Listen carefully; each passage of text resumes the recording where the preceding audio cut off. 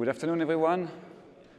Welcome to the breakout 2048 about demystifying ACI security. Before I start, I've been mandated to show you this slide about Cisco WebEx Team Room. You should all have been registered. That will be used to ask questions, exchange information during the session and after the session. As you can guess, during the session, you will not get many answers through the WebEx interface because I'm on stage. But I can guarantee you that every question asked in the WebEx will be answered either later today or during the week. OK? You can ask questions, of course, through that. It's a Cisco Live. So I like the live in Cisco Live. So please feel free to ask a question during the session. I have to manage the time because you will notice I speak a lot and the agenda is packed. So if you allow me, if I can answer fast, I will. If the answer will take more time, I will ask to defer the answer either after the session or via the WebEx room, etc. But feel free to ask questions. That's why we're here. OK? So I like to start with the conclusion, because that way, if any of you escape during the session, at least you will have the final words. So why did I create this session? And the first thing is I wanted to show why, as a security guy, I do like ACI, what it brings in terms of security. So for all the security people in the room, you will know what could be the value of ACI. And for all the DC people in the room, you will see what we can do in terms of security and what are the considerations you should have in terms of security into an ACI data center. The second thing I would like to share with you is why I think that Cisco can bring value in terms of security into an ACI data center environment. So let's take back a second and look at business trends. So you will see the way I present, for those who have already seen me presenting, I have a lot of slides. I love slides. OK? They're good for me because they help me to keep the track. And for you later on, when you review things, you know more or less one slide, one idea. OK? Sometimes I go fast. Sometimes I go very fast. So the introduction will be very fast. OK? So it's things I think everybody is familiar with. Why are we here? Why do we talk about ACI, SDN, etc.? So the trends, virtualization of the infrastructure, the services, the security, the requirement for better security, east-west traffic for both segmentation, visibility, scoping capabilities. In data center today, we have more and more multiple sites, active-active. That's creating challenges. The externalization to the data center from just on-premises to on-premises plus public cloud, all that is putting a lot of constraints on the architecture of the data center. And if I look at some of the challenges, the key one for me that I see with a lot of my customers is how security, how network can keep up with the evolution of applications. The flexibility, the agility, etc. That is putting a lot of constraints. The fact that security is not a business enabler, in a sense that very often, from a data center perspective, security will be seen as painful. It's not as fast to deploy. It's sometimes blocking traffic. It's no good. And as we all know today in data center, one of the critical things is the ability to deliver the services. So everything you will do in terms of security that can impact this uptime will be perceived as a potential threat, which is kind of funny when you think it is security. But so the extension makes that the perimeter, the way we looked at security in the past, mainly on the perimeter aspect, is not true anymore. OK? And finally, it's not something I will deal with a lot today, maybe at almost the very end of the session, how we deal with this proliferation of type of devices accessing my data center. Okay? So if I look at, I will start very quickly with traditional data center, core distribution access. And typically, I insert my security at the distribution layer to do perimeter. I have a firewall, NG firewall, IPS, NG IPS. That way I can control all the traffic flowing into my data center.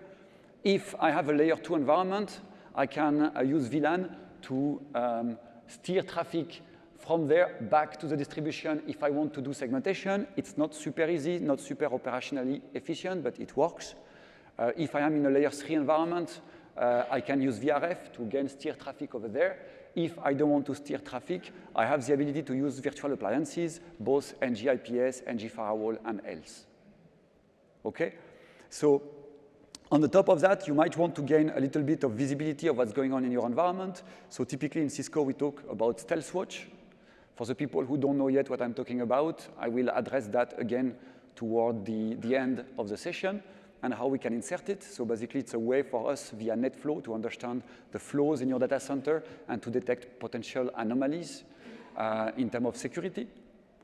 If you're in a traditional data center, you might want also to leverage TrustSec security group tagging in order to accelerate the deployment and to deal more efficiently with the management of the segmentation and the access control. And why do I spend time talking to you about all that? Because all those technology, all those requirements that we have in a traditional data center, we have them also in an ACI data center. Okay?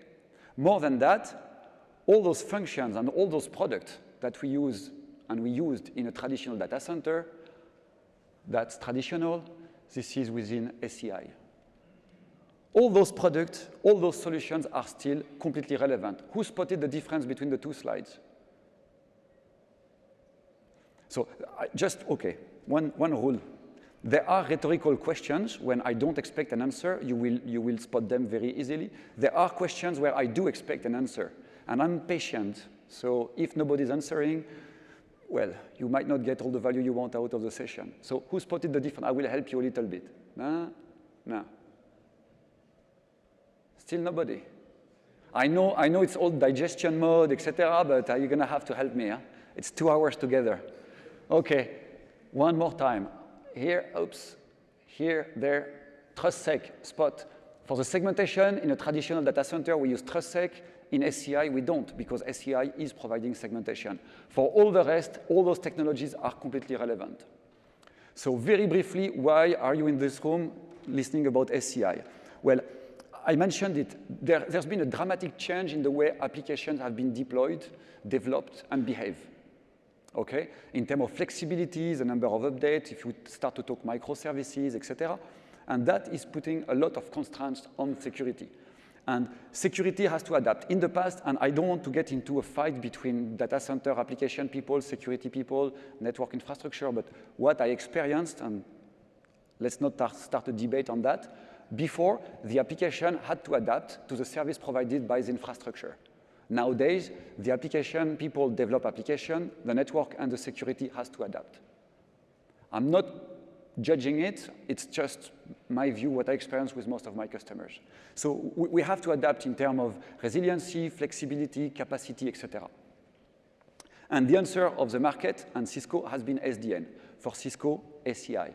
So what is SDN according to some definition and how I look at it? It's a way first to abstract the infrastructure from the services. It's a way to bring programmability to gain flexibility. So that way, we will be able to embed application and security together. We will be able to insert security in a much more efficient way. Okay? So what are the critical functions I expect coming from SDN when it comes to ACI? Well, the first one is to be able to provide micro-segmentation. Everybody mentions it. I want to get programmability. I already mentioned it.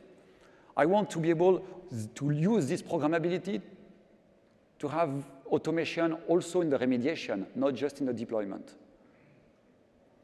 I want to have the ability to embed my security within the application. Why do I want to do that?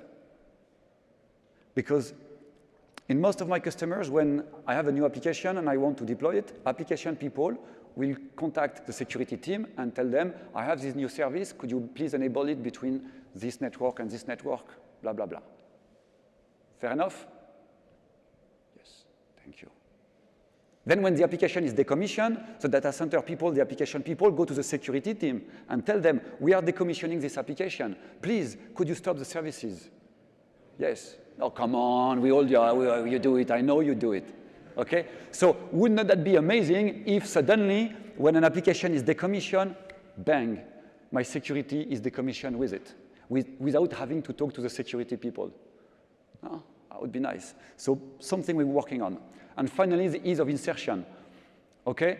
You have an application, it's developed in a layer 2 broadcast domain, all in the same VLAN. Suddenly, there is a problem, there is a threat which is potentially detected. I want to add an NGIPS in between my web server and my app, or in between my middleware and my SQL database. Do it. Bing. You need to wait for a maintenance window, you need to open the VLAN, blah, blah, blah, blah, blah, blah. Would be nice to get rid of that. So this is what we're going to work today. And the way I architected this afternoon is around use cases. And you can see it is packed. We will start with very simple.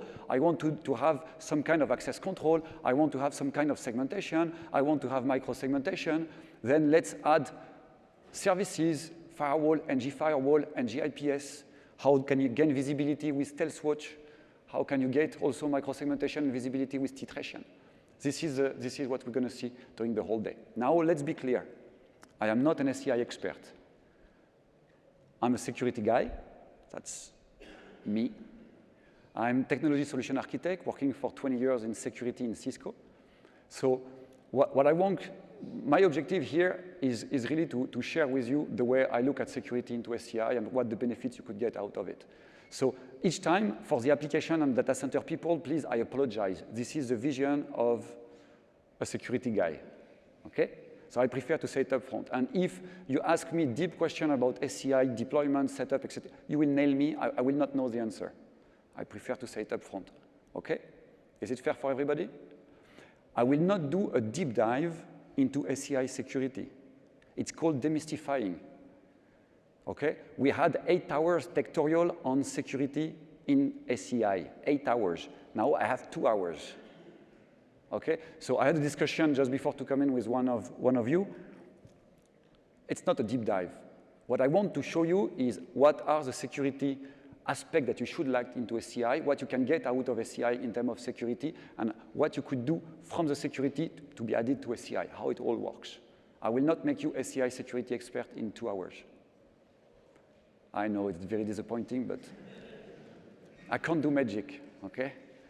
So if your objective is to learn, for instance, how to deploy a cluster of firepower between 2 sites in a multi-pod environment, wrong room. If you want to configure even a cluster of, no, wrong room. Here I will explain how you insert it, what is a service graph, what is policy-based redirect, etc., etc.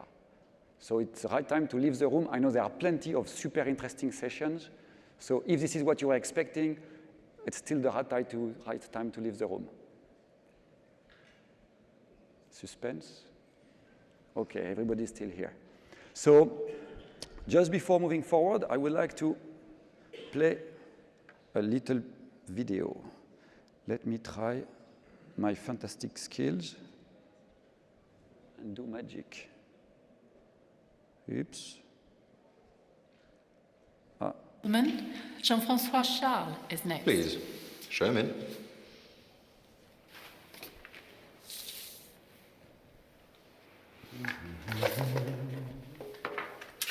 If he drops an S, I get a point. If he drops an H, you get a point. Hello? Please, sit down. Were there many candidates before you? There were 2 candidates. What was your previous job? I have worked for 3 years in human resource. What does your previous company make? It makes many things. Airpin, aircream, airbrush. What makes you happy in life? We all agree money can't buy happiness. After school I went to India, looking for happiness. Sitting on the beach in Goa, I realized I have happiness. Of course. Who would be your ideal boss? You know what you want. He appreciates his employee. Bingo! Okay. So I guess that's my way to apologize. You might have noticed I'm not exactly a native English speaker. I'm kind of maybe French a little bit. I have what I like to call a sexy French accent. Okay, considering the audience, we will call it a thick French accent, maybe. A few years ago, when I started to present at Cisco Live. It was in the US, Las Vegas, and I had a comment at the end of the session in the survey, and it started very well. It said, Fabien, it was a very interesting session. Good start. I learned something very important. Okay, one thing is not that bad after 2 hours. It is probably easier to learn French than try to understand a French trying to speak English. So I thought it was funny. I apologize for all my fellow French people in the room. I will make a lot of jokes time to time about French. But yeah, so that's my way to apologize. I will do my best. I will try to speak slowly. When I start to speak too fast, which will happen, please, somebody raise your hand. Don't wait the end and the survey to tell me the French guy is speaking too fast. Okay, that's no good for anybody. So I have no problem with that. If you don't understand something, tell me. If I speak too fast, please tell me. Fair enough? So just before starting, a little bit more about me. My hobbies, anybody guess? Rock climbing, that's me right there. My second hobby is wine. I tend not to mix, or I do it in that order. I have a cat, Misha. I have a rabbit called Tilulu. I have 2 fish tanks. I don't give name to my fishes. And I have, 2 kids, Lucy and Ethan. So that's about it for me. Now we know more or less each other. We're going to spend the next 2 hours together. And we're going to start to dive into the wonderful world of ACI. So that will be the fastest introduction for ACI you will ever get. So it starts with the fabric. We have spines, we have leaves. They are both Nexus 9Ks. The spines are used to connect the leaves. The leaves are used to connect the services and the servers. Okay? On the top of that, you need a controller. It's called Epic. That's my introduction to ACI. Okay. I know. Yeah, it's good. Thank you. I know it can be a little more complex. So for all the people who knows a bit more about ACI, some of you might have 2 sites.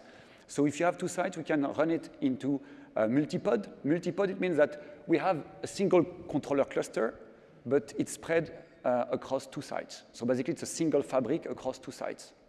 Okay? So all the services, everything will be extended. If you prefer, if you want to have, let's say, more separation and domain of failure separated, you might decide to run multi-site.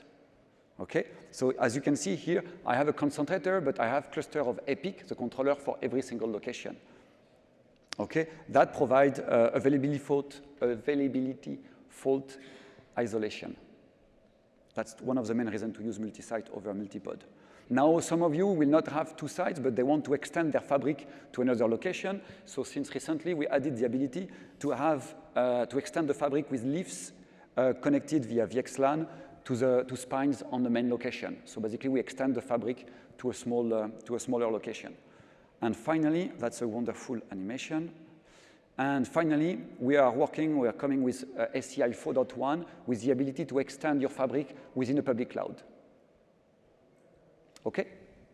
So again here, I will not go into all the details about how we can deploy that. For me, all those multipod, multi-site, remote are more advanced setup. If you want, everything I will tell you today about security do apply in those environments. I will make sometime few comments about what we can do, can't do in those environments. But again, if you're here to learn about how to deploy security, more specifically in multi-site, multipod, and how it, not the wrong room, not the right room.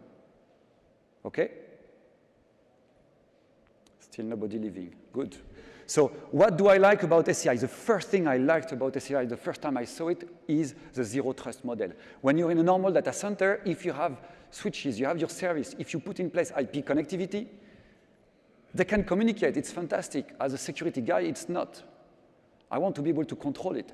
In ACI, not only you need IP connectivity, because yeah, there is no magic, but on the top of the IP connectivity, you need a policy.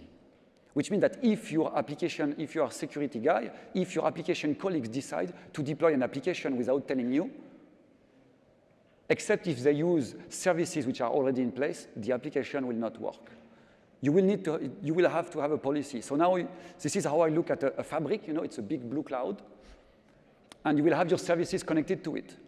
So by default, app will not be able to discuss with database, except if you put a rule that says, yes, you can. That's the policy. On the top of that, you might say, you know, that's not enough. I want to have an IPS. I want to have a firewall. So you can put a policy that says, oh, you need to redirect the traffic to my firewall, to my IPS before going to the destination. And the beauty of it is that I don't care where those servers are. I don't care where those virtual servers are. I don't care. Location in the fabric is not my problem. Epic will take care of that.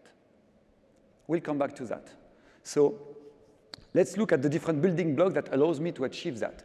It's very simple. The first thing, if you want to put in place a policy, you need to have groups for which you want to put in place a policy. So we will create them. In ACI, they're called EPG, endpoint group. Okay? So that will basically put together the type of services that will have the same policy. Now, an endpoint group, by default, they will be able to communicate with each other within a group. What was the key word here? By default.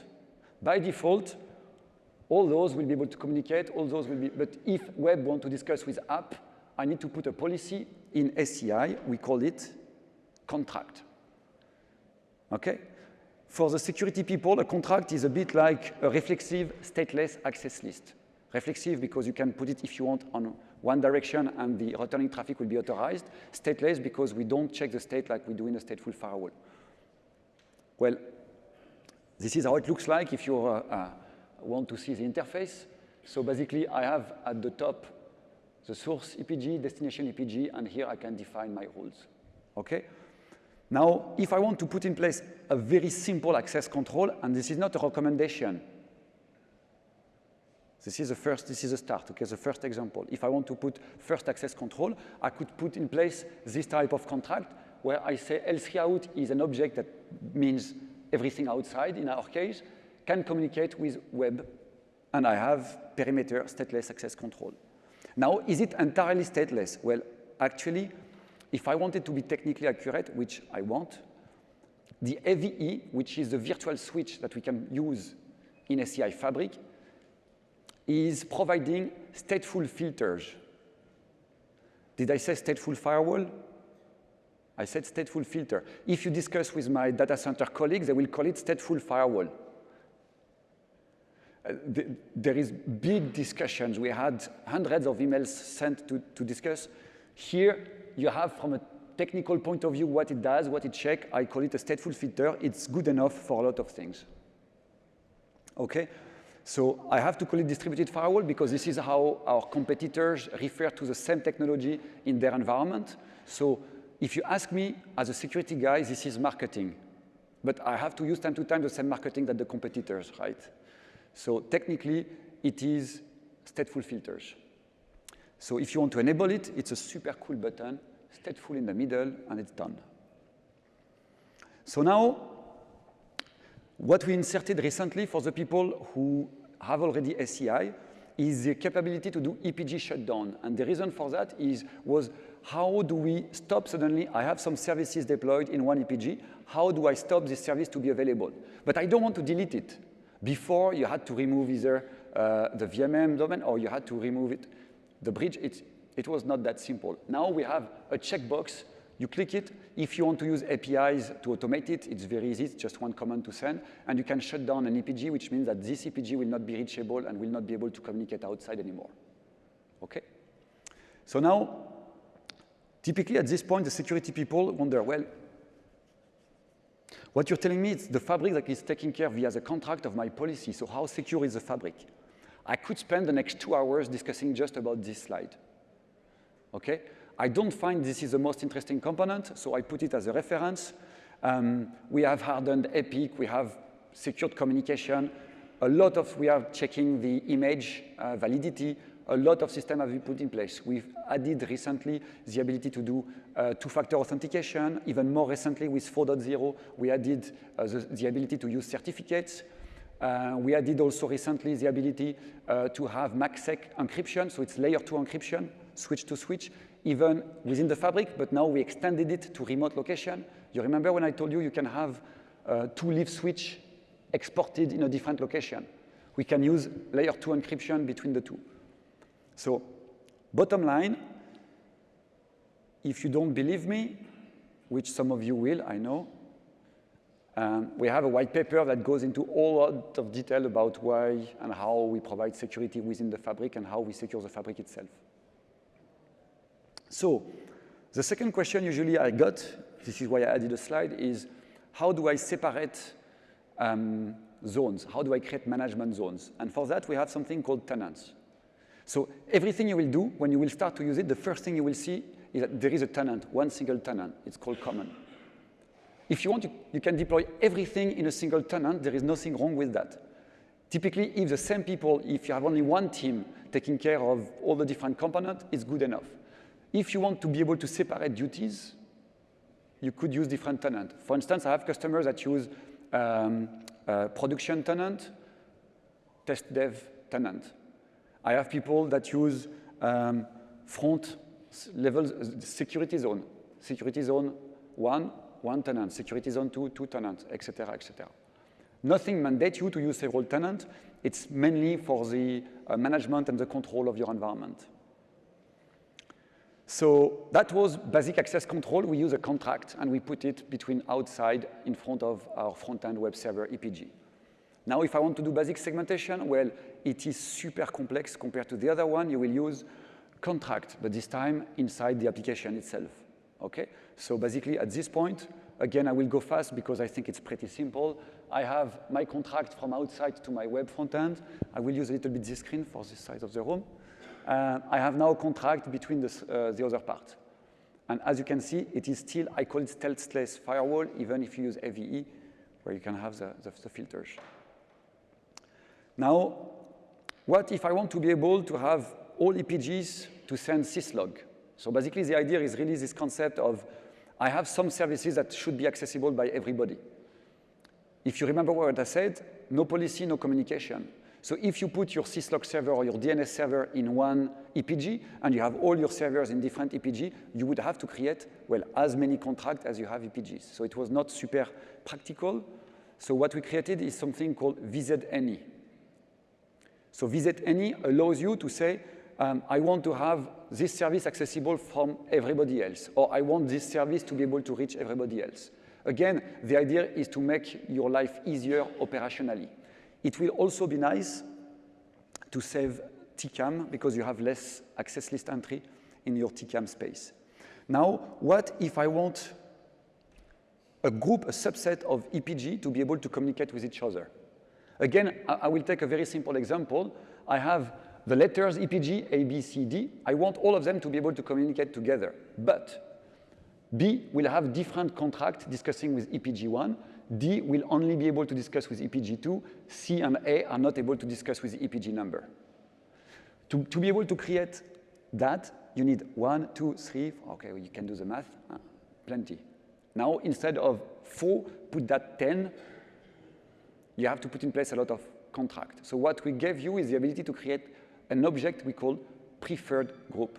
And what it means that all the EPG in this preferred group, you don't need to create contract for them to communicate with each other. Again, operationally to make your life simpler and also to save some TCAM space. Why do I come back TCAM space, TCAM space? With the first generation of switches, the TCAM was very small. And it is used to store basically the result of all your contracts to enforce your filter policy.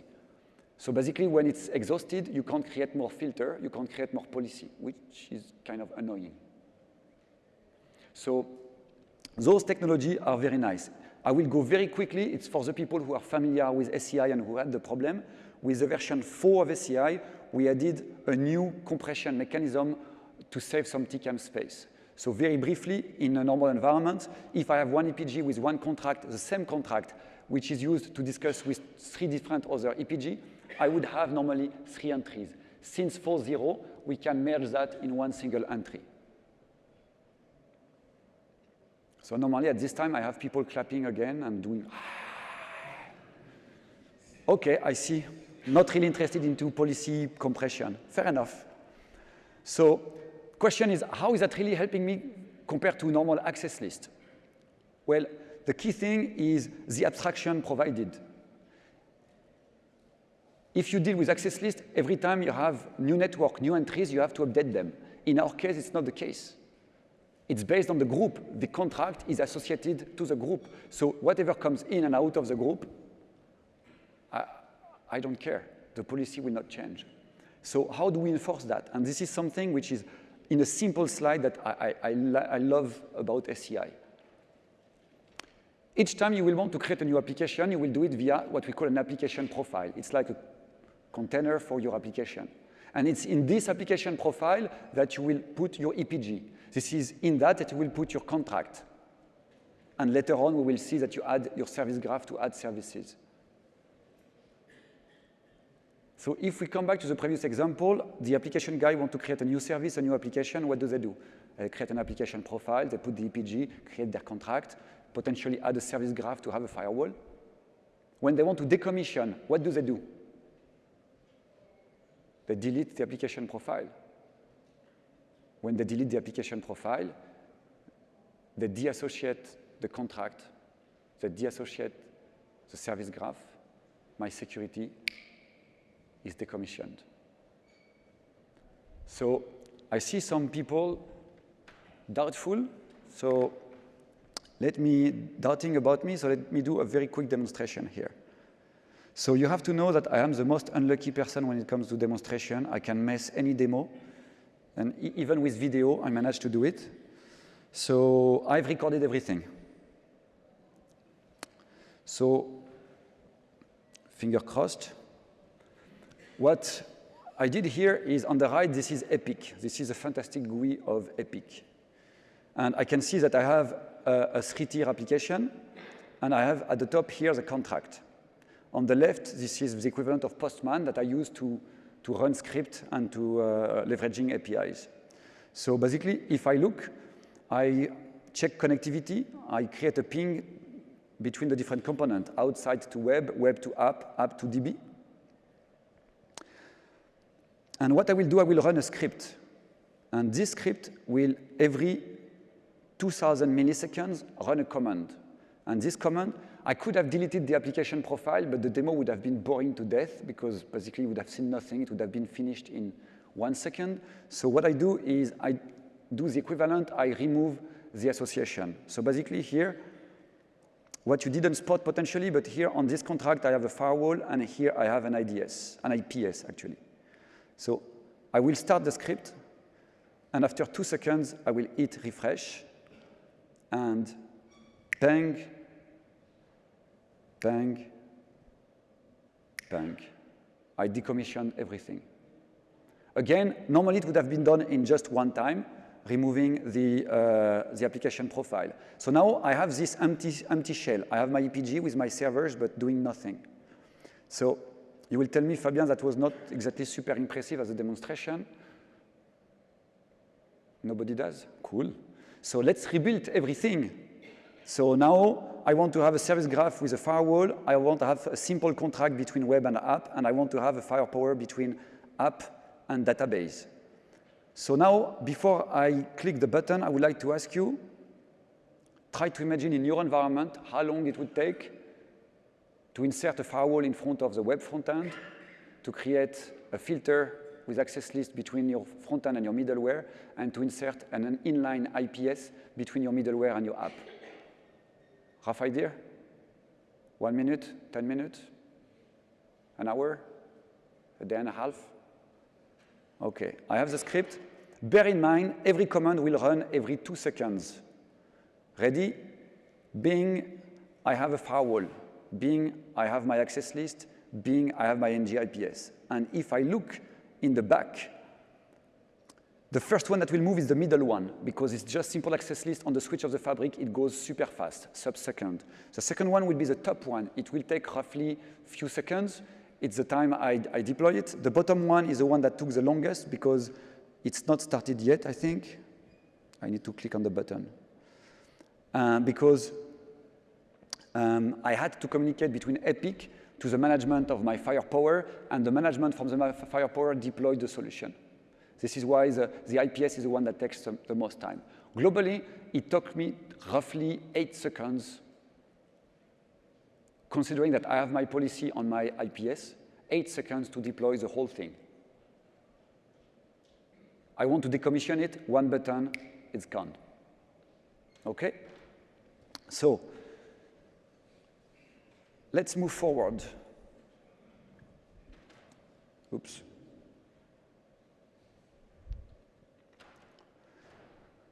VMware and others keep talking about microsegmentation. I just told you that within an EPG, everybody can communicate. So it's not super nice in terms of microsegmentation. So what can we do? Well, we have a few things in our toolbox. The first one I already explained is the contract. If you think about it, I have in the same layer 2 broadcast domain, the same bridge domain if we talk ACI, I have EPGs with members in the same subnet. I put them in 2 different EPG. Will they be able to communicate? No, I need to create a contract. So it's not bad. Then you will tell me that if one of the machines gets compromised in one of these groups, it can move laterally to all the members in the same group. So what we created something called intra-EPG isolation. In a normal environment, how would you deal with the ability in a VLAN to prevent all the machines to communicate with each other in the same VLAN, but to be able to discuss outside? What would you use in terms of technology? Private VLAN. Who loves managing private VLAN? Okay. One? Okay, bit masochist, but just kidding. Okay, so usually almost nobody does. What I propose here is one tick button. In one tick button for each EPG, you can choose if you want to use private VLAN or not by ticking private EPG, intra-EPG isolation. So it's granular. For each EPG, you can have a different policy, and it's one tick or untick. That's better than private. Okay, good. Thank you. Now you will tell me, well, Fabien, it's on and off button. If I want to have communications, but so that was for the private VLAN. I want to have communications, but not for everything. I want, for instance, to allow the port 80 or the port 22 or whatever. We added recently intra-EPG contract. In the same way you create contract from one EPG to another, you can define a contract that will be used within this EPG. Until recently, you could not attach a graph, which means you could not attach a firewall. You could not attach an IPS. With version 4, we have also the ability within an EPG to add a contract where you can add a layers 4 to 7 device. Finally, we have the last one, which is micro-segmentation using micro-EPG. In that case, we create subgroups. We create subgroups within the EPG. Why is that interesting? What is very nice is 2 things. The first thing is you can use VM attributes to define what goes in which micro-EPG. Step 1. Step 2, each micro-EPG can have a different contract than the main EPG. Well, how I could use that? Well, there are several examples to separate components of the infrastructure. The one I like to talk about is quarantining, because I will demonstrate that later. Imagine that you have a micro-EPG that has a different contract. This contract has exactly the same filter than the main EPG. You will tell me, what's the point then, Fabien? Anybody has an idea? Why would I want to have, for my quarantining zone, a different contract with the same filters, the same access list, the same ports open? Well, it's a different contract. I can add a different service graph. So I can add, for instance, an NG IPS. So what we offer you here, this is the ability, when you want to take security measure, to stop with the basic quarantining on, off, I limit the port. You have your key critical business application, which is under attack. Or you think it might be under attack. Do you think you're going to really switch it off? Maybe you can. In a lot of cases, you can't. What we offer you here is the ability to change your policy to increase the level of security. Okay? Another one which is very good is life cycle. I don't have a slide about it, but the idea is instead of having different subnets, different places, each time you move from dev, test, prod, you need to move the machine in different environment. Here, you use different micro EPG. And potentially based on the name of your VM, if the name contains dev, put it in a micro EPG dev. Test, micro EPG test. None of the two, put it in production. You don't change the IP address, you don't change the subnet, you don't change nothing. But the policy will evolve based on the micro EPG it belongs to. So let's move a little forward now. I was talking about basic security. I didn't insert any Cisco security stuff. I didn't sell anything yet. I'm just joking. And let's see how we can enhance the access control. So here, what I will do is I will stop talking about the security provided by the contract within the fabric. I will start to add security from external component, being physical or virtual. So why would you want to do that? Well, stateless segmentation might not be sufficient. You might want to have a more granular access control, for instance, user-based or this kind of stuff. You have dynamic protocol. So for instance, you have the signalization, and then it negotiates through the signal a port to communicate dynamically. ACI doesn't know nothing about that. So in that case, you might want to have a contract which is relatively open, but leverage a firewall to which basically understand the protocol to dynamically open the port when you need it. And globally, you just might want to have better protection mechanism. So the first question is usually, where do you connect your security devices in the fabric? And here I have a very good answer. You don't really care. As I mentioned, fabric provides an abstraction layer. As long as you told the fabric, my firewall, this firewall that I might use one day is connected physically to this leaf switch, or this virtual instance is connected to this leaf switch. Once you will instantiate a policy that requires to use this firewall, the fabric will know where it is. It will create all the pipes, basically the VXLANs, to forward the traffic to this device. I have customers that put all their services, that create racks for services. They put all those services in 2 racks. I have customers that put more like top-of-the-rack strategy. They put some services in each rack. No problem with both strategy. Okay? So how do you insert services? There are 2 main kind of strategy.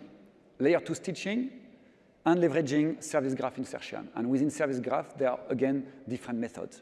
So very quickly, if I look at it, how it works. I will, with layer 2 stitching, I don't use at all the fabric. You see this red square here? It's where the fabrics act or not. In that case, I don't use the fabric at all. My fabric, Epic, is not aware that there is a firewall. I just have a device connected to interfaces to different EPG, and the networking rules make that this has to go through this device if it wants to reach this device. Pure network insertion. In that case, the fabric will take care of forwarding the traffic, but it will never configure at all my device. This is a service graph which is called unmanaged. So basically, the fabric is taking care of all the plumbering to forward the traffic, but the security guy will still have to manage this device completely externally. Finally, I want to have everything managed.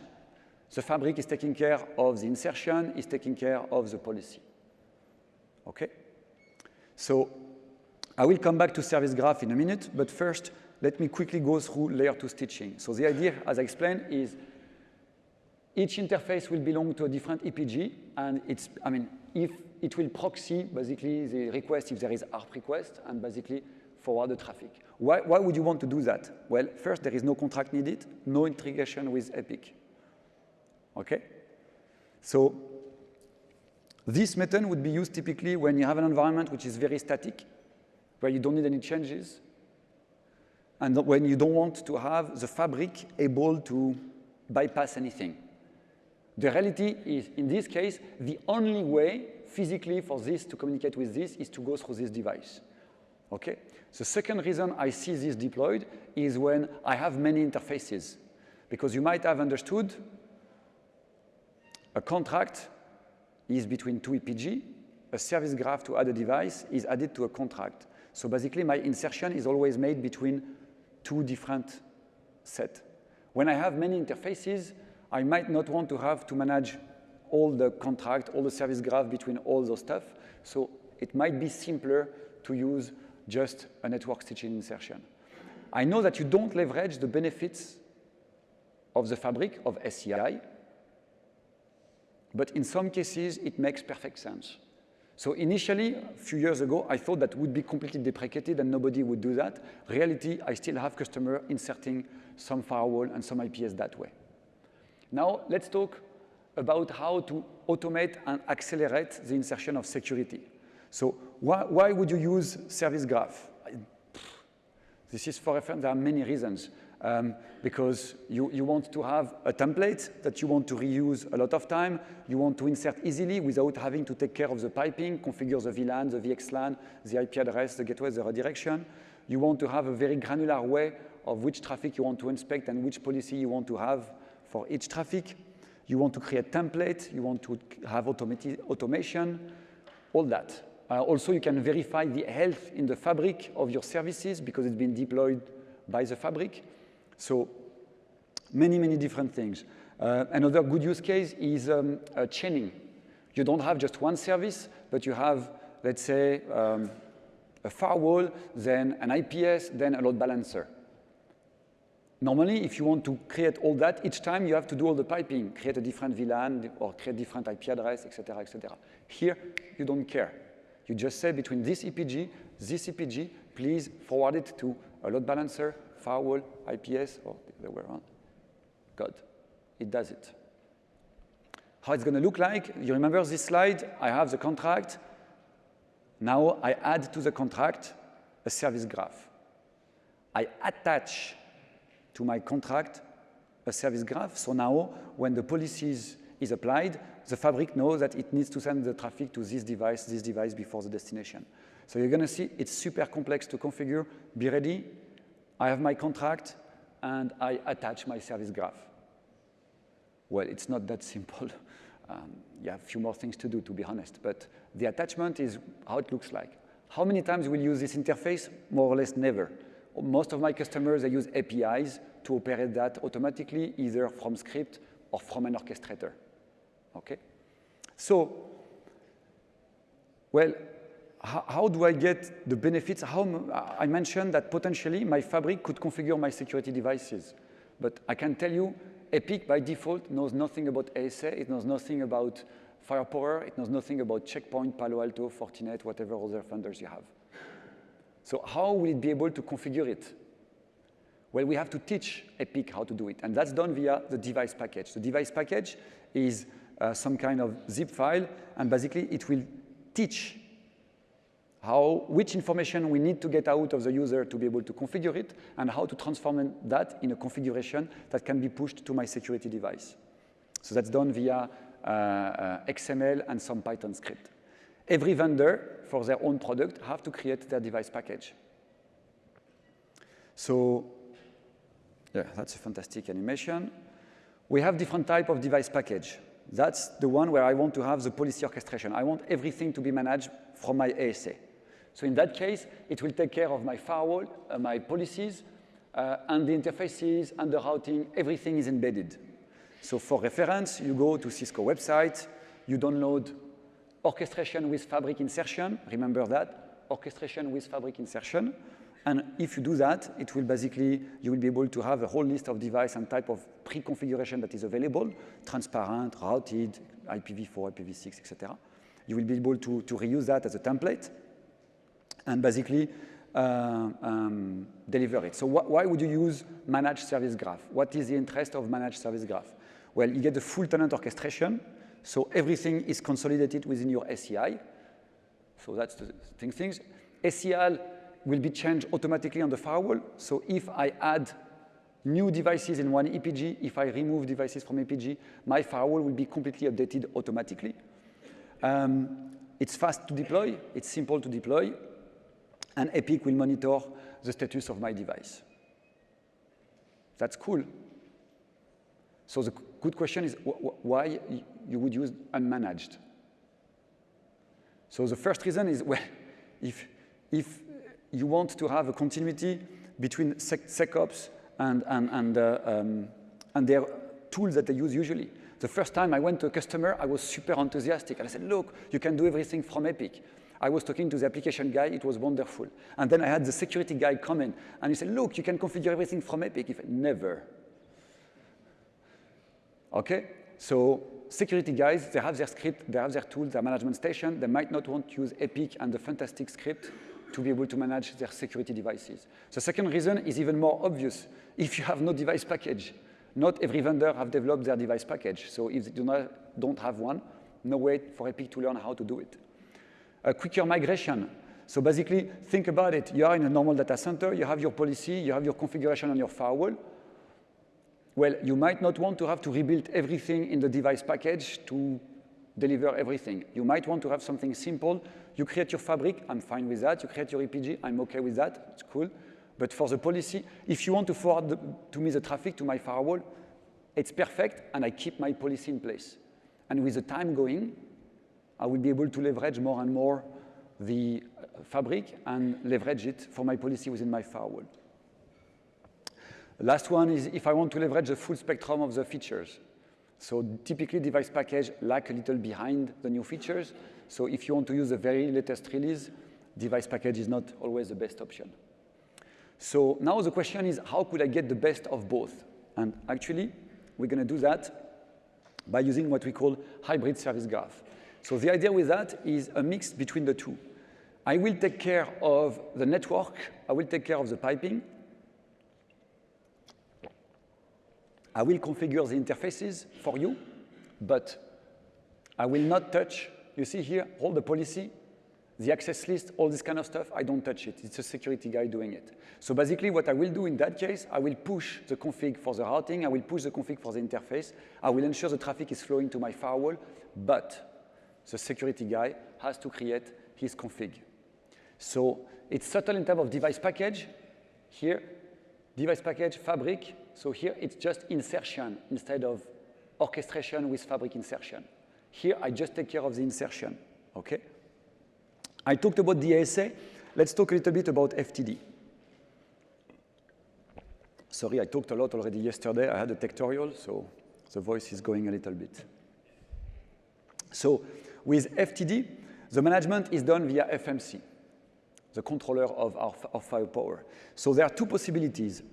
Either you create a service graph and you use rules that were already existing in your firepower. You had already a policy, let's say, gold, bronze, silver. I want to use the policy gold in this service graph with the device. It's already existing. Everything will go bang. Epic will contact FMC. It will tell, I need this firewall to use these interfaces configured that way with this routing, this blah, blah, blah. And I want it to use this policy. The policy is known. FMC will build the config and push it to your firewall. Job done. Second possibility, it's a new service. It's a new security policy that doesn't exist in FMC. It will be automatically created in FMC, and by default, it will deny traffic. FMC will build the config using all the interface routing configuration coming from Epic. It will use this policy empty, with deny, and will push it to your firewall. At this point, the security team will have to chime in and basically to configure the firewall policy within FMC to get the service delivered. OK? So this is for reference for the people who are already using device package and already familiar with it. I'm not going to go through the slides, the next two slides. For reference, what is managed, what it does. And here we have the evolution from 101, 102, 103. For the people interested, it's not available yet, so I was not authorized to put a slide on it. But in 1 month, we will have 104. And we will deal with multi-instance. We will be able to have physical and virtual MAC configuration. And also, we have optimized the communication between Epic and FMC to accelerate the deployment when you have many graphs being deployed at the same time. For all the people who are not using ACI, not using service graph, just keep that in the slide and forget it for now. OK? So how can you deploy your firepower? Every mode you have out in a traditional data center, we can do it in the fabric. Firewall transparent, firewall routed, and GIPS inline, transparent, or passive. So until recently, how it was looking like? Well, I had, remember, this setup with my EPG and my contract, and now suddenly I want to have stateful firewall for the access control.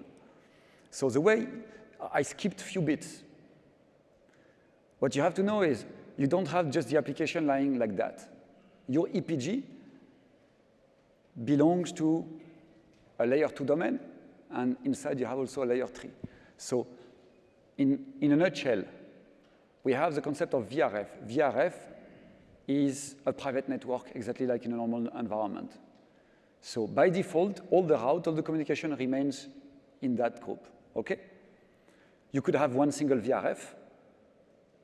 By default, you have one. It comes with one tenant, one VRF. If you want, you can have many VRF. You will use those VRF for isolation. You could leverage those VRF, for instance, to create different zones of security, for instance. So it's perfect to add a firewall in between.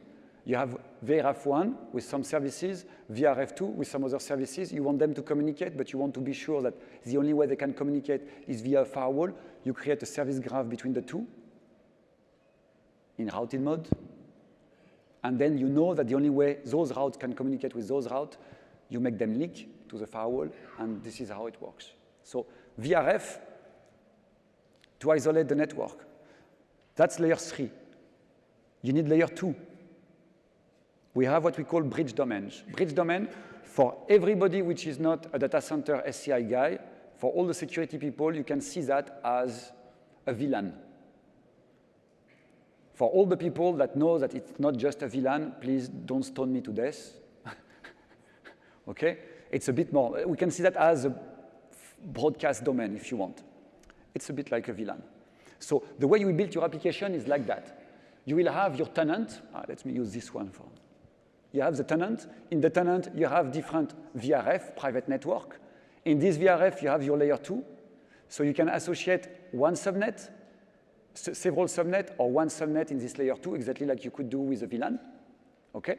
And in that case, you can see I have two different bridge domains there, and I have one bridge domain in the second VRF. If I look at I have two applications deployed, and you can see here that those two are in the same bridge domain. I create contract, etc. So if I want to add security, I won't have to add service graph there. But there is a gotcha here. You are in the same layer 2 environment. You want to put a transparent firewall here. You go to your interface, you say service graph, you go to your contract, you say I want a service graph, I want to use this firewall in transparent mode. You click submit, what's going to happen? Kaboom. Epic will insult you. Why? You are in a layer 2 environment here. How do you want to insert a firewall? In a traditional data center, what you would have done is you would have taken this VLAN, you would have separated it into parts, server on one side, server on the other side, and two legs of your firewall in between, right? There is no magic in ACI. Well, there is a little bit, but not now. Okay, so why I'm saying that, and I will not spend too much time on that, for the people who, you don't need to remember the next few slides, it's just to introduce the next concept. You had to understand your topology to be able to insert security. What we were selling at the beginning of ACI as a very cool way to insert security like that, yes, it was true if your fabric, VRF, bridge domain, EPG were designed to insert security. So in our case, here, what you can see is if I want to do insertion for access control, if I have a flat environment with everything in the same bridge domain, they are in the same subnet, I could put my firewall and I put it between two bridge domains. And that would work fine. If I had a single bridge domain, no go. Okay? Now, if I want to create an enclave with multiple segments, so basically you can see now they are all in different subnet, network 13, 12, 11. And I put them in different bridge domains, so I can have basically the routing between them. Again here, I have two BDs to insert my firewall, and then from here I'm doing the routing and the bridging in there. If you remove your firewall, if you delete your firewall, what's going to happen? Do you think that that will be able to communicate with your web front end? Of course not. It's basic routing. Here I am in the subnet 172.16.10. Here I am in 192.160. It doesn't know what to do with the packet. So if you wanted to insert, if you wanted to delete, you had to play with the design of your fabric. Add a bridge domain, add a VRF, delete a bridge domain, add an IP default gateway within the fabric, remove it from out in the fabric, put it in your firewall. Okay? So again, what is important here is it had to be like that. Because we added, now about 2 years ago, I think, a year and a half, 2 years, yeah, policy-based redirect. And I know some of you will feel compelled to call that PBR. But it's not policy-based routing. If you do that, ACI people will be very upset. Okay? Policy-based redirect, you will understand why in 2 minutes. The idea is I have a contract between those two EPG in two different subnets. Okay? What I will do, I will preempt the routing decision between those two in the fabric, and I will forward it to my firewall, which stands somewhere else. Why is it nice? Because now, if you delete the service graph, the fabric will still be able to route. It just preempted the routing decision. When you put a policy-based redirect rule, you tell to the fabric, I know you could go directly that way, but don't do it. Send it to this device here. And now we have a very, very cool and efficient way to add a layer 4, layer 7 device. You add it, it takes split of second, you remove it, it continues to work, it takes split of second. You don't have to touch to your fabric, you don't have to touch VRF, bridge domain, etc. Okay? So at this point, usually somebody tells me, well, that's cool because you are in two different subnets, so the routing can be preempted, but what if I want to do segmentation? Now, Fabien, I am in the same bridge domain. Look, 10, 10. They are in the same subnet. Aha. I want to do, between those two, I want to have a contract and I want to add a service graph. Well, there goes the magic. It still works. And this is why it's not policy-based routing, but policy-based redirect. What happens is because they are in two different EPG, I will not go into the details, but basically the packet will go to the leaf switch. And even if in our mind it's a layer 2 decision, the fabric is clever enough to say, I have a policy-based redirect rule, forward it to my device.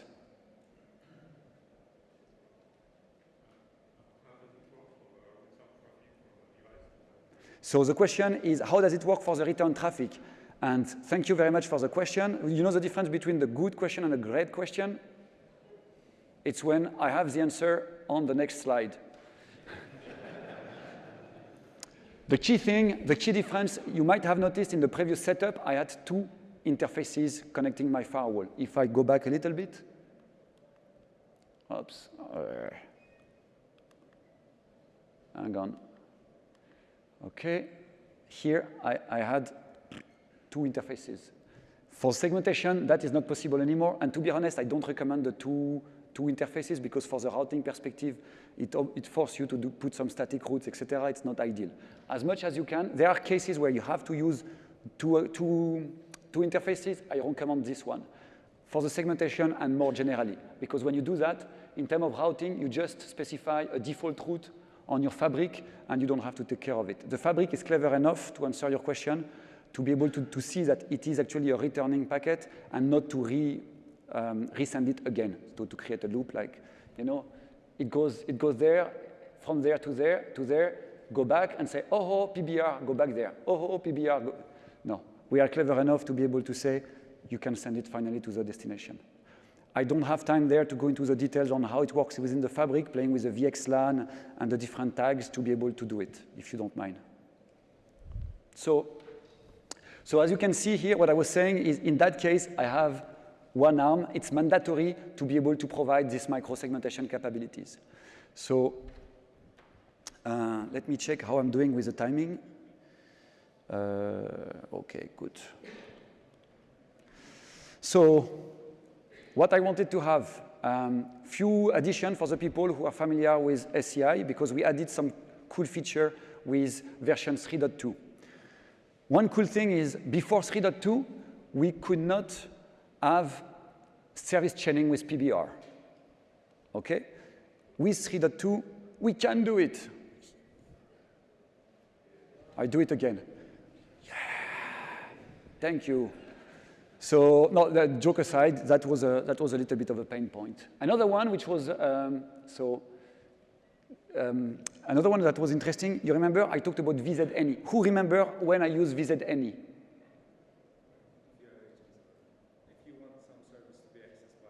Many, exactly. So until now, we could not use them in both. So basically, you could have a VZNE on one side, but not on both sides. Magic, with 3.2, we can start to have contract with a service graph with PBR with two VZNE group. Even better, we had, of course, the ability to have a system that was resilient in a sense that if you had several nodes that were used in your PBR, when you create a PBR rule, you don't have only one node because for high availability, that's not really ideal. So what we could do is to set a set of devices that were load balanced via the PBR. And of course, if one of the devices was dying, we were able to rehash everything to ensure that we had continuity. What is the problem in what I just said? You rehash everything. So normally, you have one single device that was having a problem, and suddenly, you rehash all the traffic, so it's not balanced evenly between everything. But what happened to the blue traffic, the green traffic that was going there and there? Potentially, if you're lucky, they will end up on the same device, which is stateful device. If you're unlucky, it will end up in a different one, and you had a problem. So what we did since 3.2, we had the ability to have a more clever mechanism. So if a device has a problem, its traffic is sent across the three other devices, but all their own traffic is not touched. Okay? Very, very briefly, with 4.0, we added something, again, else. So until now, I talked about the contract. You remember intra-EPG contract. Remember what it does? I have a single EPG with many servers in there, and I want to control how they can chat with each other, on which port. But what if I want to have a firewall? If I want an NG-IPS to control the communications between them, how do I do it? Until now, I couldn't, but I guess you get the answer. With 4.0, I can. Okay? So now, two use cases. If you want to do between two endpoints, you can see they're in the same subnet, the same EPG. I can use PBR. And this is how here it's redirect. One thing I didn't touch yet, but I will talk in a few minutes, it's about IDS. Copy of the traffic, we can also do it. You have to disable the RPF check on the firewall. Sorry? You have to disable the RPF check, reverse path. So the question is, you have to disable the reverse pass check in the firewall. For the people who are not familiar with our firewall, by default, if the traffic goes in one interface and gets out of the interface, we don't like it. We think it's strange. So we prevent it. We have a tick button that allows it. To answer your question, yes, indeed, you have to tick it. We are in a one-arm configuration. All traffic that comes in interface will get out the same interface. You do have to tick this box. So here, I want to copy the traffic and send it to a node, like an IDS, LAD, NetFlow collector, this kind of stuff. So in that case, that works also. Some caveats. It's only with PBR and with copy that this is possible. If you want to do a standard service graph, the old way that I described earlier, you remember? When you insert, you can't do it. It's obvious because you're in the same VLAN, you're in the same bridge domain, it cannot work. Two-arm mode will not work. You need to have one-arm mode to make it work. Finally, you have to be careful of the type of services that you deploy. If it is an IPS, a firewall that works well. If it is like an advanced load balancer, with 4.0, it will not work. I said with 4.0. So we will be able to do it. It's just that it's not finished coded and QA'd. So basically, we can't do it with 4.0. Now, everything looks perfect with EPG. There is still a gotcha. And here, I prefer to be honest on that one because I've got burnt by it at the beginning.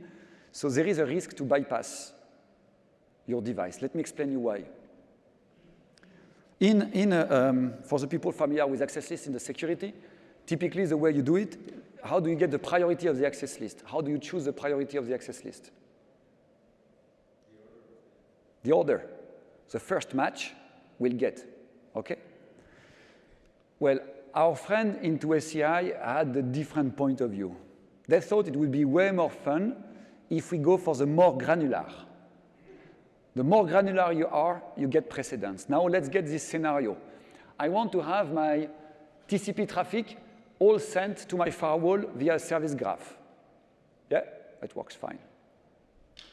I have a problem suddenly. I suspect there is an attack against HTTP. I want it to be further inspected. Or, no, let me give a different example. I suspect that my fabric is killing my HTTP traffic, so I want to be sure that I allow it. So I create a contract which is precise. It says TCP, HTTP as a destination. I want you to allow it. And then you start to forward HTTP traffic. Will it go through your firewall? No. Even though you have a rule that says, I want to have all my TCP traffic to go through my firewall, if you have a contract that says HTTP at the end, this is more precise. If you don't attach the firewall to that, it will just forward the packet, it will bypass it.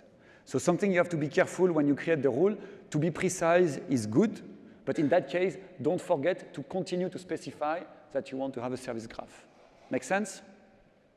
How do you fight that? Well, I'm sorry, there is no fantastic technology to do it. Put in place RBAC control, put in place auditing. This is the best thing I can say, and be careful. So there are some requirements. It is just for reference. You need to have EPIC 2.0 if you want to use PBR. You need to have EX switches, or you need to, if you have a mixed environment, EX or newer, by the way. If you're in a mixed environment, all your service nodes has to be connected to your EX switches, and that will work.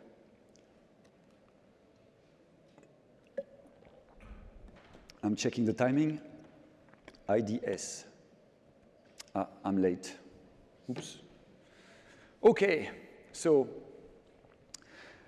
how do I insert an IDS? Well, there was two ways to do it.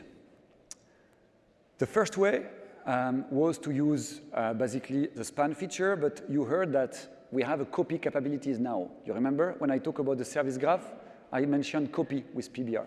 So here what we can do is to say, well, you know what? If I see this traffic from this CPG to this CPG, please copy it and send it to this IDS device. I can't make it simpler to insert an IDS. Huh?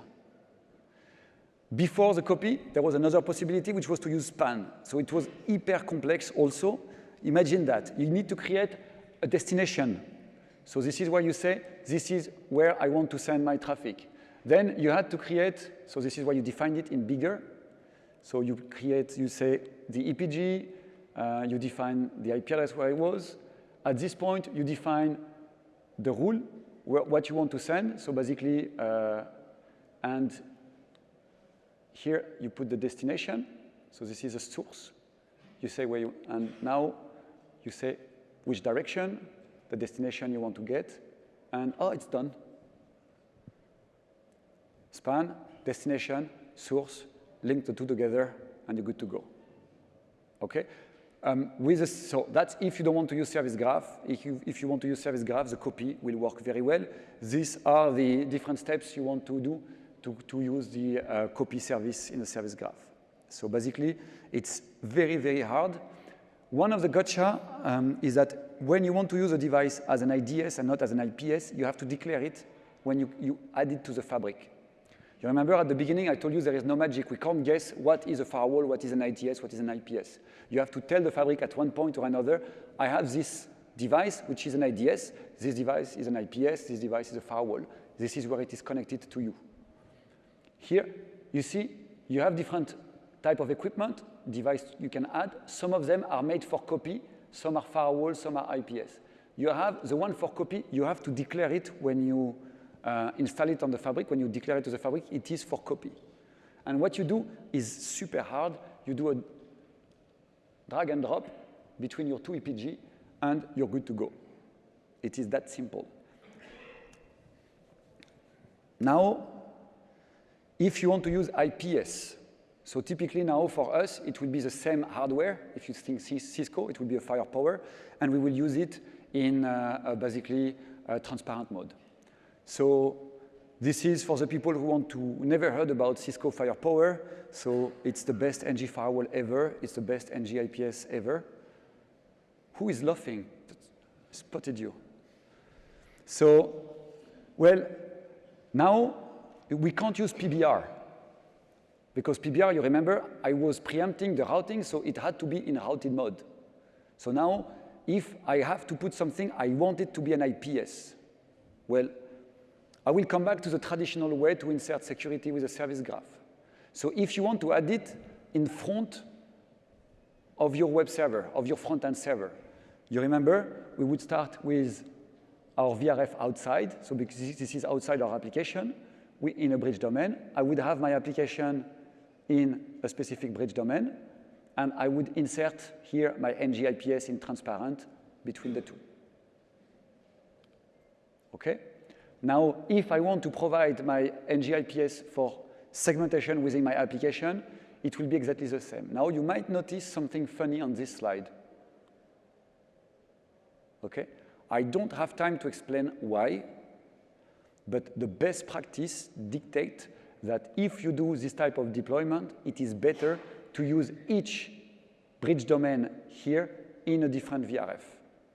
Technically, there is no need for it. You're not in a different routing environment. But my advice, if one day you do this type of setup, you keep this slide, you will remember Fabien.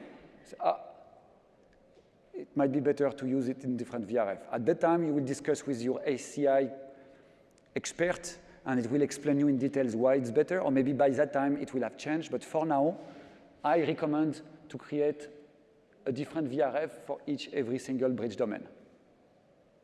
Okay? I'm a bit worried. I had very little questions so far, so I don't know if everybody is sleeping or nobody understands me, and is too polite to leave the room. So, some best practices.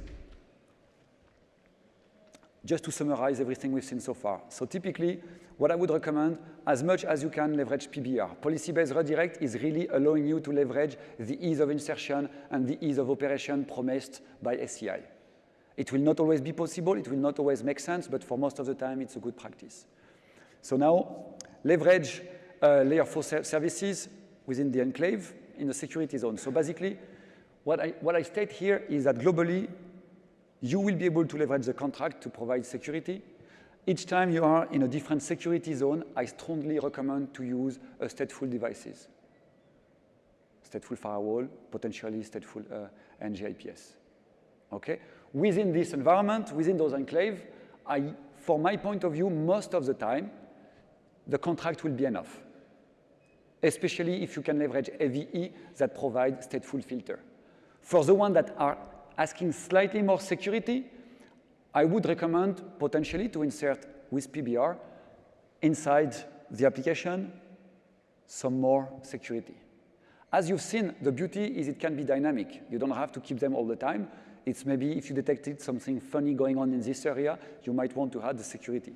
And this is really what I want to show here. Globally, when we think about NGIDS and GIPS, where do you use them and how do you use them? Well, potentially, you might not want to use them everywhere, but with the ease of insertion through PBR, I would say that if at some point you detect that something is going a bit funny on one side, it's very easy to either automatically or manually request to add to this contract here or to this contract here an IPS, for instance, or an NG IPS. Okay? So, we've been through quite a lot. We still have to talk about automation. Then I will talk about the insertion with TrustSec, security group tag. I will talk about stealth watch, and I will talk about titration, just so everybody's before you leave the room. Automation. The first thing I already mentioned a little bit, which I find very cool, is the way we can automatically get the firewall rules updated. So typically, you create a service graph, you put your firewall in between two EPG. What will happen if we think about the ASA, for instance, or FTD is the same? We will create object group in your configuration of your firewall that are related to the EPG. And as elements add to your EPG, we will add them to the object group. So this is how we provide the dynamic aspect. So the fabric is updated, your firewall is updated. Okay? So concretely, another example is rapid threat containment. I will not do the demo today, but I will add the demo in the folder to show you exactly this. I will show it later, slightly different, but what we have here is we created a remediation module in FMC, the management station for firepower. So concretely, what happens? Imagine you have an IDS, or an IDS that detects an event. Communicate with FMC and tells, you know what, I've seen this event, it might be a big alert. Based on your policy, if you have attached the remediation module to this type of event, FMC will contact EPIC, the ACI controller, and we tell it, you know what, this machine, move it to a micro EPG. All done automatically. Okay? Once again, you might not want to do that everywhere in your production network. Or even if you change the contract, you might not want to have a contract that says limit drastically the communication. Remember what I explained to you. Typically here, what I would see is a contract where I don't have an IDS somewhere, but I have now an IPS. So I don't have just detection, but I provide protection. You don't create a denial of service against yourself by moving your server away. You just enhance the level of security. So in terms of management, I didn't talk that much about the manageability. EPIC, you have the GUI. It improved a lot. If you ask me, there is still room for improvement. No Cisco ACI guy in the room? No, good. Okay. Personally, there is a CLI. I never touched it whatsoever. You have plugins, for instance, in vCenter and other stuff that can communicate with EPIC. What I use a lot is the APIs. Bear in mind that when the solution came up, there was not even CLI. We had to ask to create a CLI. Those CLI are actually leveraging APIs on the back end to communicate with the controller. Everything is accessible, manageable via APIs. So whatever you prefer, if you're more like a Python guy, a Ruby guy, if you're more like on a PowerShell, we have SDKs, we support everything, and you can control your environment with that. At this point, somebody tells me, Fabien, I have no clue about any of those, I'm not doing scripting. Well, to do that, you need to know one specific key feature. Cut and paste. Everybody has a mouse? Yeah? Okay. So bear with me. What you have to do is, we have several ways to do it. One way is to use the show API inspector. Every time you will do, if you enable it, every time you will do a command, you will use a GUI. Automatically, we will record all the APIs called in the backend. Then, in this case, for instance, I create a tenant or I create whatever you want. In the backend, it will look like that. I know it's not that user-friendly, but if you look here, I have a post. And this is what I created here. So you copy that. Maybe you can prettify it if you have any editor. And this is how it looks like. And now, if I want to recreate a new one, I just have to change this name. Now, if you know a little bit scripting, you can put a variable here, and you can create a loop, fetching information to feed this variable, and you can create extremely quickly a lot of bridge domain, a lot of EPG, a lot of tenant as you want. You will tell me that that's easy, but not easy enough. What we can do is we can use save object. So basically, you have something already created. You take an application that has already been deployed, a service graph that has already been deployed, an application, anything. So it's super complicated. Bear with me. Right-click, save as. Now, here comes the tricky part. Be careful. You can choose to have everything or to have only the configuration. Why? Because you have a lot of information used in EPIC in the backend that you don't really care at all about. So don't get them. Only get the configuration part that you are interested in. If it is a simple object, just take just it. If it is something, an application with other stuff under it, ask for the subtree. And now here comes a very religious question. Do you prefer XML or do you prefer JSON? It's very tough. I'm more a JSON guy, but I know some of you prefer XML. We don't care. You pick your choice. At this point, you get something like that. You don't even need to prettify it because it's already at the right format, and you get your code. Now, that's nice to create one object, but I talked about script. There is nothing about script here. Well, we created something called ARIA that you can download, and this is basically an SDA kit, and that will translate everything you get in JSON or XML into Python. So now, this is what you get. You see, I've been nice. I didn't put everything in JSON. This is what it creates. So I know that for you, it sounds like maybe a bit strange and complicated, but at the end of the day, first, it will allow you to have a Python script that you can run easily. If you look a little bit carefully and you learn a little bit, you will kind of find your babies. Name finance, debt. So basically, this is the few parameters and the few variables that you need to create, that you can create variable over here, and then you can, again, feed that with whatever CSV file, Excel file, XML, whatever format you prefer, and you can automate everything. OK? So what I would like to do now is a quick demonstration on how we could leverage all that to get automation. So bear with me 1 second. That's not the one. See, here it is. Let me move that forward a little bit. Full screen. Yeah, it should play. So what I would like to show you here is a summary of all of the technology we've seen so far. So basically what I will show you is how we can deploy services, how we can leverage that to secure an application, how we can detect something is going on and have some script in the backend to manually change my policy, or how I can get that fully automated. So we will start here. This is my application. It's a very nice one. From here, it's a two-tier application. I have a web front end, and I have a database in the back end. If I go into Epic, that translates into several EPG. That is my layer 3 out. It's outside. I use a micro EPG for quarantine. We will discuss about that in a few minutes.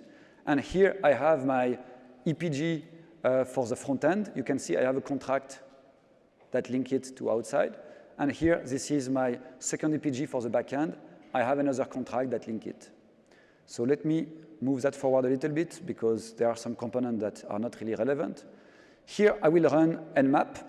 What I want to show you here is the fact that the contracts are working already. So everybody knows Nmap. I'm just scanning. And basically, I will discover that I have a set of services that are available from the front end, SSH, HTTP, BGP, and the proxy. Now, look what I'm going to do. I'm going to FTP this, OK? And strangely enough, it's not going to work. Well, you will tell me, well, Fab, it's normal, FTP is not going to work. It's not in the list of the protocol detected by Nmap. You don't have FTP running, so not really interesting. Well, actually, if you SSH the same box, you will actually realize that first SSH is let in. So basically, my filter is working for SSH. But you will realize very quickly that FTP is actually running on the machine. So what prevented Nmap to detect the FTP service was my filter working. Anybody spotted something extremely ugly on this demo? Look what we did here. Was it? We don't see it here. Look at that here. SSH with root. Bad. This is what happened when you ask a data center guy to do a security demonstration. Terrible. So at this point, if I come back here, I have basically proved that my filters are actually working. So let me move forward a little bit and show you this application actually working. It's a wonderful application. If anybody of you want it, I will be able to give it to you for free. So basically, you put a name in this field, and it will give you a number. So basically, you put a name, it goes in the database in the backend, look for this name, and find the number that is associated with this name. It's cool, huh? I give it for free. Who can guess what will be the number with James? 007. Ah, very funny. So Stefan will have a different number, etc. What we would like to show here is it enough to have layer 2 the security with the filter? Anybody spotted that string here? What is it? SQL injection. So basically, when I put that in there, what will happen in the backend? It will append that to the rule. Instead of the name, instead of looking for the name, it will look for a rule and say, OK, display everything, see if this is equal to anything, or if x equal x. And you guess what? X is very often equal to x. So basically, it will iterate all my database, and I will be able to display all the content of my database. You see here, I get all the numbers of all the users. It's numbers we don't care. If it was credit card numbers or password numbers, probably some people would be a bit upset. What I didn't tell you is in the backend, I'm having an IDS that is looking for this type of event. So here, if I want, once it's detected, I can decide I created a portal that allows me to deploy a front-end firewall.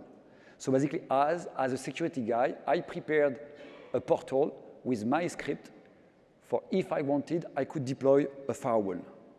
So basically, I just go there, I click, I want a front-end firewall, I will hit the submit button, and oh magic, this will contact my Epic that will add basically a device. If I go back to Epic, I move a little bit forward here, and I move to my contract that I was using. If I select it, you will realize that here I have added a service graph with my firewall. So this is what I call semi-automation in terms of security. I used script, it was very fast, very simple, but at the end of the day, it was not fully automated. If at this point I try again to run the attack, the application is still working, submit Jose 007. If I try to run the attack, it will not work. But there is a big difference, is that now I have the IPS inline. So I will be protected, and I will gather an event.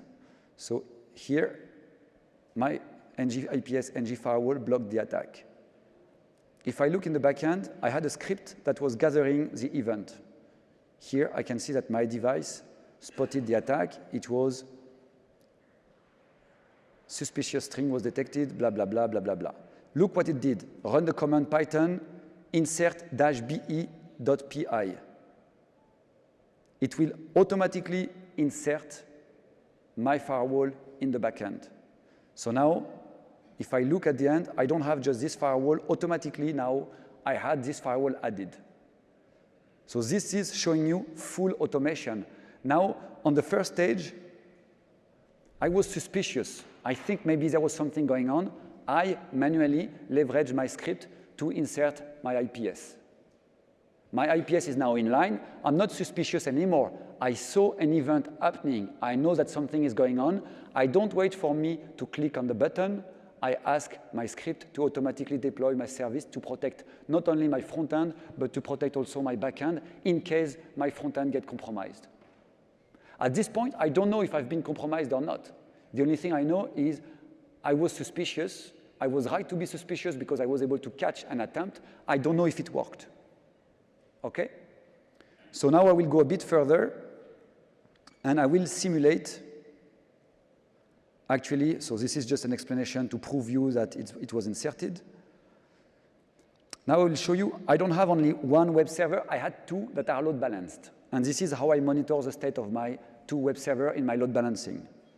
What I will do now, I will actually simulate me being compromised. So let me move forward. How I do that? Well, the best way is to launch an attack not from outside to my web server, but I will launch an attack from my web server to my database. So now it's not coming from outside, it's coming from inside. When that happens, I know that this machine has been compromised. So I've done that with a small button. It would be cool if everything was like that. I just have to click attack button. and the attack is launched from the machine 1.11. You remember 1.11? We will use that later. So I wait a little bit. I will have a new event that will pop up. Bing. And here I can see that I'm attacking not my front end. I'm attacking directly my web server, my SQL server. If I look at the bottom, I run a different script. Let's have a quick look at this script if you want. Set custom at. Okay? I want to set something called attacked to true for this machine. Anybody has an idea what I've been doing here? I've been contacting my vSphere server for this. I found a server that is having this IP address. I had a custom attribute called attacked, and I set it to true. So once again here, this is a subtlety. You have to explain to a data center guy. Sorry, I'm making joke for that. Who is data center? Ah, I upsetted few people though. Apologies. So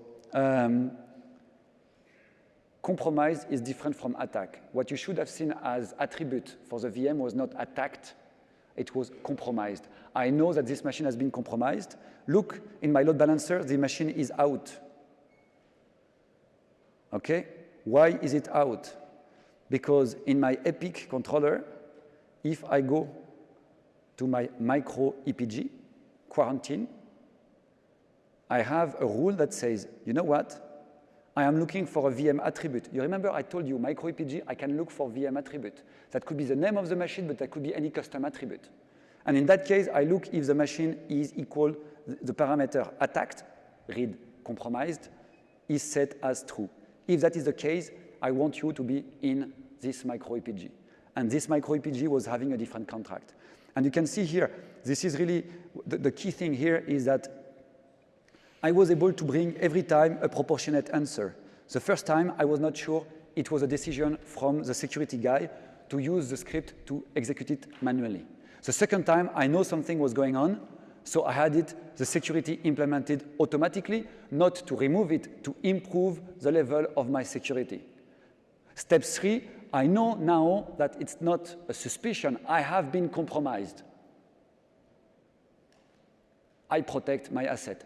I agree that it depends on your environment. In some environment, you would not have quarantined it completely.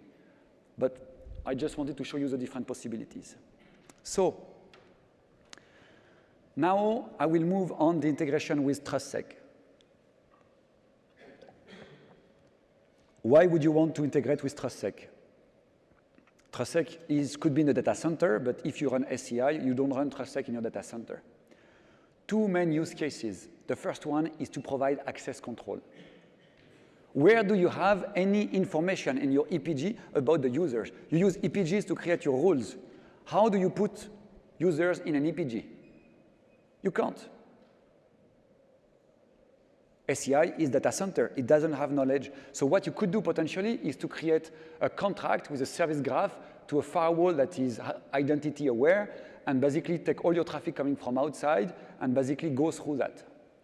What if, so first of all, everybody knows security group tag? Who does not? Hands up, don't be shy. No, let me put the question differently. Who knows security group tag? Okay, different answer. It's funny, huh? Okay, in a nutshell, you create group equivalent to EPG, and you tag them, security group tag. Now the new name is scalable group tag, by the way, because marketing is very funny. So you create those group tags, and we leverage those group tags to create your policy, exactly like we do with ACI, except that you can do that in the WAN, in the MAN, in your campus. So why we want to do that? Well, there is something super cool called ICE. ICE is the controller for security group tag. And it can actually communicate with EPIC. So what could we do with that? You have all your group in security group tag in ICE from the campus. You have all your group in EPG in EPIC for your servers. Well, TrustSec, ICE, is able to learn all the EPGs group, all the members of those EPGs from EPIC, and put them in ICE. So if you want to implement your access control just out of the fabric, Bear in mind that security group tag is compatible with firewall, for instance. You can leverage those. Well, suddenly, you can use, at the entrance of your data center, the information from your server, your user, to build your policy. You're not helping, seriously. Huh? So to do that, it's super complex in ICE. You just in Epic, you just have to say, OK, I want to propagate to ACI. So basically, it works in both ways. So if you're in ACI, you can learn the SGT group and the other way around. So what you can see now here is that I am in, you probably don't know, but you are in Epic. This is your ACI controller. Look, the name, development server SGT, employee SGT, guest SGT, blah, blah, blah, blah, blah, blah, blah. And I have even the address of the machine. So basically, now, if I want, I can do it both ways. You want to use inside your fabric as EPG. It's not really EPG. It has a different name, but it's equivalent. Special EPG. You can use your user group that you learn from ICE to put in place your policy for the access control in your ACI fabric. You can do it the way you want. We let you free. You want to use in a campus side at the entrance of your data center out of the fabric, we learn the EPG in ICE. You want to do it within your data center, we learn the SGT group in Epic. It works both ways. Cool? What is the second use case for that?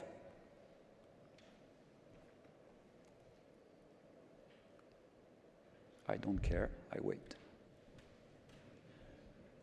You want to migrate. You're in a traditional data center and you want to move to ACI. It's a kind of a job, let's be fair. You have a simple way, which is what we call network-centric. You take all your VLANs, you create one bridge domain, one EPG for each VLAN. And basically, you replicate your entire network that way in your environment. Nothing wrong with that. That's one way to do it. OK? Well, if you created in your data center traditional with TrustSec your security group tag, if Epic can learn that, well, let's imagine that you have your data center traditional with TrustSec.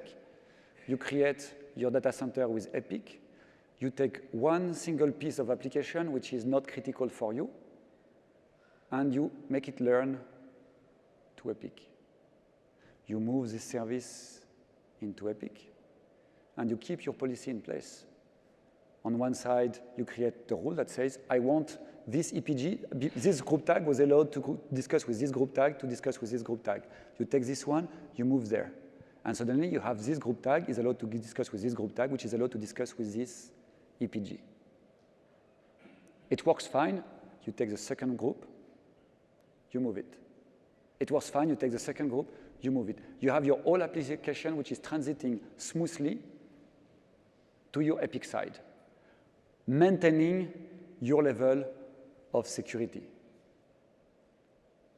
That is a very good use case. So I still have 17 minutes to cover Stealth Watch and titration. That will be the fastest introduction you will ever have. So who knows Stealth Watch? Hands up. Hi, please. I can see. OK, about, I would say, 1/3 of the room. So for the people who know, I'm sorry, the next 5 minutes will be boring a little bit. For the others, I'm sorry, it's going to be super fast. So the problem is what? Historically, it took ages to discover that you've been compromised. The two first lines shows you how long it takes to be compromised, minutes. The two bottom lines shows you how long it takes to detect it and to remediate, months. That is horrible. So what we want to do here is to acknowledge that the level of protection we want to provide is not 100%. We have to accept it. If you accept that, you understand that you need to have better visibility so you can detect that you've been compromised. And the idea is to look at the attack kill chain and basically to be able to increase your ability to detect that something wrong is going on in your environment. And the way we do that is by learning the behavior of your network. So we leverage your infrastructure on the top of your security devices to learn what's going on typically at the entrance of your data center, and that way we detect anomalies. So the idea is really to understand who, because we link with ICE, Identity Service Engine, you remember, for the security group tag, we link. What, which application, when, how. And I like the where and the how. Imagine the ability to know, I've been potentially compromised, I have a potential breach, which access list on which firewall allowed that to happen, so I can tune it. You get it through the same interface. So it's leveraging NetFlow and behavior analysis. We have a set of rules. We have a set of attributes. It's not just one or two attributes. Who remember Mars? Hey, nice. Mars is dead. Not the planet, but the solution. Mars was doing the same type of job. Do you remember the threshold in the rules that you need to have to set an alert? 200%, 300% above threshold. Not very granular. It was working, but it was not super granular. Here we use over 80 attributes, and the key thing is we use what we call the high concern index. The idea is for every single attribute, if you deviate a little bit, just a little bit, we care about it, and we increase the index. If it is just one instance, one parameter, it's no big deal. But when you have all those small parameters that slowly deviate a little, you should start to worry. And the concern index increase with it. And when it's high enough, so let me be clear, when you get your concern index to 8,656, you should be worried for a very long time. Okay? But probably bad example. But what can we detect with it? We can detect APT, we can detect stealthy reconnaissance. I'm not talking about Nmap or the guy running Nessus on one. No, I'm talking about stealthy stuff. We can detect also propagation. We can detect things like data leakage. It's quite cool, really towards security. So in a nutshell, we leverage the infrastructure. We collect NetFlow in the collector. Collector, we analyze everything from the management console, which can connect with ICE to get some identity information. So how do I send traffic to my flow sensor if I am in an ACI environment? That was by the way, that was the introduction to StealthWatch. I promised it was quick. So how does it relate to my ACI story? Well, I need at some point to send the NetFlow data. So until now, and it's still very limited, ACI switches, Nexus 9K, were not sending NetFlow. Now some of them can. So if they can, it's very easy. You don't need me. Insertion is very simple. If it doesn't, what you can do is to use a flow sensor, which is a device that will be allowed to receive the traffic and generate the net flow for you. Does it ring any bell? I need to receive the traffic. What should I do for that? Okay, service graph with copy or span. And now, be amazed, it is exactly the same slides I had before. So allow me to be fast because this is identical than IDS. Okay? I left them because if one day you have to dig in the slide, if you go to the NetFlow sensor section, you still have the information. You don't need to remember it is the same than IDS. Okay. Last bit, titration. Who heard about titration? Ooh, we did a good job. Way more than StealthWatch. Okay, let me make a quick note. StealthWatch, bad job. Okay, so I was saving a lot of time because I was expecting more people knew about StealthWatch and less people about titration. So I saved 12 minutes to talk about titration, but if everybody knows it, I think we can have a beer all together and it's going to be more fun. So no, for all the people who don't know. So again, that's the view of a security guy of titration. Titration initially was created by the application people for the application people. We have two types of sensors on the network, on the host. And the idea was to keep track and record every single packet. So it's not like NetFlow. Do you remember with StealthWatch, I was tracking flows. Now, I track every single packet. Do I record every single packet? No, the data, we don't care. But we care about all the other rest. And the idea with that was to be able to give visibility about what's going on within the data center in terms of application. Which application do you have, how they behave, and all this kind of stuff. So you have a nice insight of what is the picture of the application in your data center. Well, suddenly the security guy went in and said, I don't have to rely anymore on the application people to tell me what is running on the data center. I can have a view proved by the network, by the applications themselves. I kind of like it. The first time I had a customer, not the first time, but I was trying to sell TrustSec, not to sell. I was advising I was advising my customer that probably it would be interesting for him to invest in the TrustSec technology. And I was talking about those groups, and he told me, yeah, I like the concept, but create those groups are going to be a complete nightmare. I said, well, talk to me a bit more about your application. He said, yes, sure. Do you have 3 days in front of you? Because you security guys think an application is just like 3-tier web app database. That's not my data center, my friend. It's way, way, way more complex. And if you think now with all the way applications are developed, with microservices, and how dynamic this is, having a complete picture at a specific time, how your applications is and how they communicate is very, very hard. This is what titration is providing. And now for me, as a security guy, I can get a whitelisting policy. And that is super cool. Because on the top of that, I can use that to externalize it to third party. Third party could be my firewall. Third party could be Epic, my controller. Or I could enforce it on the host itself. The agent, the titration agent, is able to do enforcement.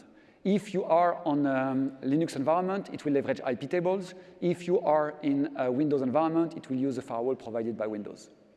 So if I look at it from a pure security point of view, there is a lot of the things I already described here.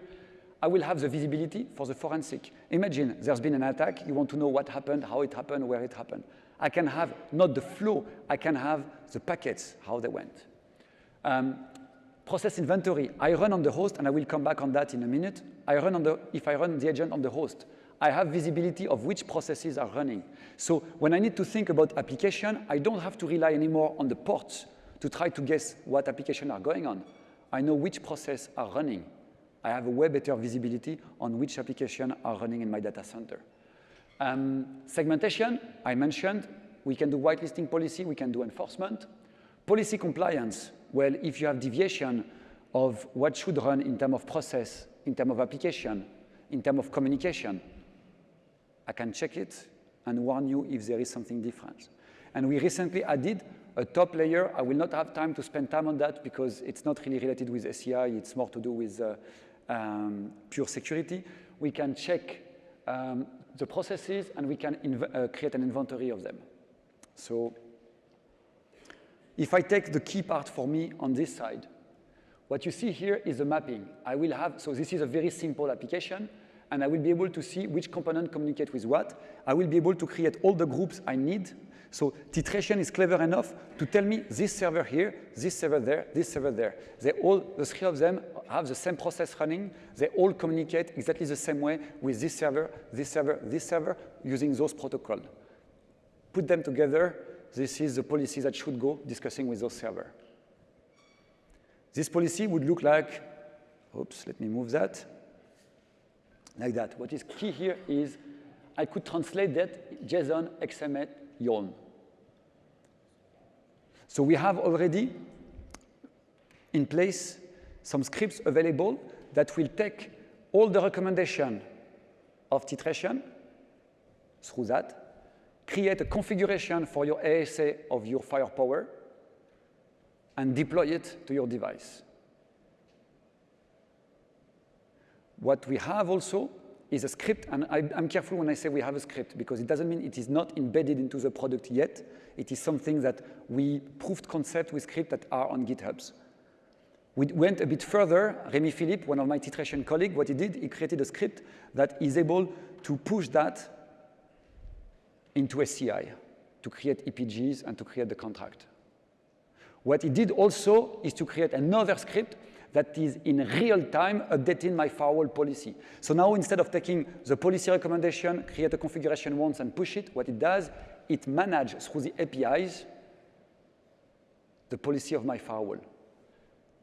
When the new application which is launched is detected by titration, titration learns how it behaves, create a policy for it, push it to my firewall. Would you want to do that in all your production environment? My recommendation today is probably not. But in your test dev environment, that is something which is really nice. So this is a policy you would get. Initially, there was only allow. Now we can also add if we want denies. And I mentioned that we added 2 small features to it in terms of protection. I will go super fast because it's just for your reference. We are able to look at the processes that are running and compare it with CVEs. Vulnerabilities known for those processes. And we give you a list. We warn you, look, this one is having 2 CVE related. We give you the explanation with the risk going with it, and we tell you what could be put in place to prevent the access to the resources which is concerned by this CVE. That's number 1. Number 2, we look at specific processes, and if we see deviation in the behavior, we can warn you about it. So you can't see it here, but we have a small animation that shows when a process spun up, what are the rights to do, which process was forked, everything, and if there is suddenly a change of privileges, we can detect it and we can warn you about it. Now, why do I talk about that? Because you will have at some point or another a question, if you want to look at titration, where do you do your segmentation? Do I do it with my contract? Do I do it with my firewall? Do I do it on the host? So for some customers, not a lot, for some customers, we had problem with, you remember the TCAM I was talking about, where you have all the contracts which are written in. So it was very nice to use titration to do the very granular rules.